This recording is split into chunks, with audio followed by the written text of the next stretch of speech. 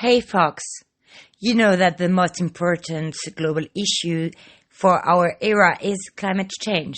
But do you know which country promised under the Paris Agreement in 2016 a long-term goal of reducing by 80% by 2050 greenhouse gas emissions? Yes, it's Japan. Because it became for them a political priority to assess its role as a global environmental leader. So it was such a beautiful claim. But which strategy are settled to really achieve this target? Japan is focused on innovative low-carbon technologies and wants to disseminate its advanced technologies through joint credit mechanism. These environmental policies are, for Japan, seen as an opportunity to improve their international competitiveness. But which kind of measures can we take against climate change? The first one is mitigation, is trying to reduce greenhouse gases. And the second one is adaptation. Adaptation measures are based on reducing vulnerability to the effects of climate change. So mitigation attends to the causes and adaptation addresses its impact. It's a real adjustment. It's attacking the roots of the system to improve our long-term goal according to climate change. The principal mitigation policies in Japan are concerning business taxes and policy for greenhouse gas reduction, also infrastructure improvement. For infrastructure improvement, for example, they want to reduce the volume of automotive traffic by promotion of a public transportation network centered on light rail transit systems and bus rapid transit systems. For the example of tax, they want to use tax revenue from the special tax measure of the petroleum and coal tax for climate change mitigation and steadily implements measures to control energy originates CO2 emissions. Also, the Ministry of Economy, Trade and Industry encouraged small and medium-sized facilities, which are not currently covered by the Energy Conservation Act, we're going to see later, to reduce greenhouse gases emissions by implementing a voluntary domestic clean development mechanism. Concerning adaptation measures, Japan claimed to start to adapt its system first by integrating observation and prediction data of the global environment. So we think about the transparency principle, which leads to scientific research for low-carbon technologies. So there is also the creation of the Asia-Pacific Climate Change Adaptation Information Platform to support adaptive behaviors in all sectors of developing countries vulnerable to climate change risks.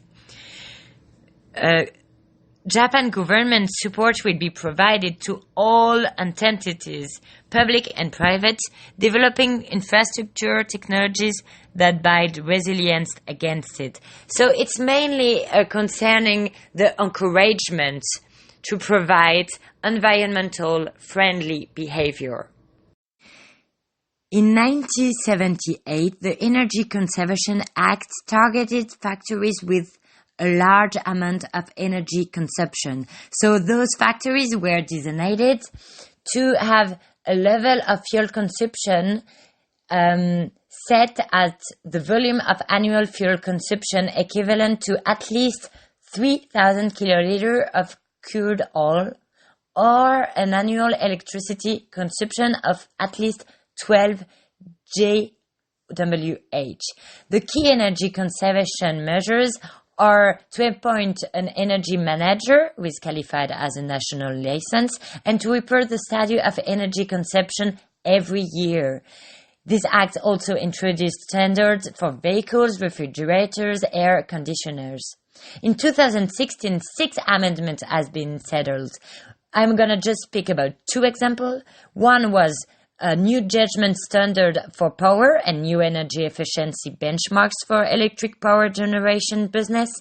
And the government established also a new evaluation system for all specified business in accordance with the progress of energy efficiency.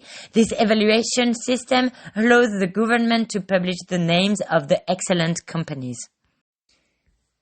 In 2015, Japan enacted the Climate Change Adaptation Act.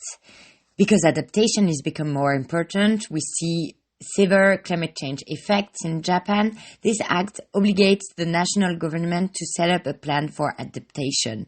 The Minister of the Environment is responsible to every 5 years plan's revision. This act also calls local governments, prefectures and city governments to research the effects of climate change on the local scale, to make their own plan in accordance with the natural and social conditions of the area. The last point is the government is encouraging private companies to start adaptation businesses, and that is more for the international influence. So Japan is very focused on the long-term target to have a very attractive discourse in front of the international community. But a researcher at the National Institute for Environmental Studies said in a recent interview with the Japan Times, we need to prioritize mitigation, because adaptation is not expected to work well without being accompanied by mitigation. And today, Japan said it would continue to rely on coal-burning power plants. So the target date for carbon neutral studies is after 2050. So that's a lot of contradiction with being a global leadership in terms of environment policy. And the last point from the IPCC report is the big worries for Japan to adapt to sea level rise. So Japan is really taking climate change as a tool to be a motor, to do more research and development, and get very good at advanced technologies to really shine on the world stage. So it's difficult to think that the government of Japan is really serious about environment protection when they still use coal in their system.